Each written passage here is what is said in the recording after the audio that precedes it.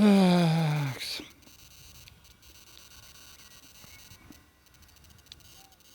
Мына жердің бәрін біреу сатып алып қойса,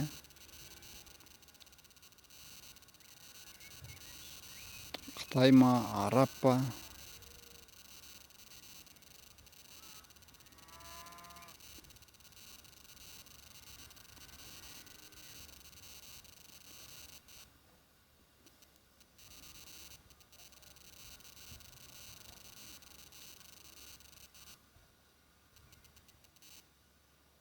Қазан төңкерісіне шейін ақ осы жерлерге жаздай қазақтар, мен ата-бабам тары қонақ екен.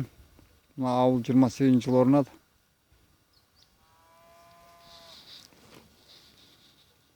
Ал енді осы ауылда ағайынның бәрі жаңағы Қытайға ма, Арабқа ма құл болып жүрсе, мына жерге олар не егеді? Соя егер, күріш егереді, тағы бір егереді. Ауылдың тұрғындары құл болады. Құл болады.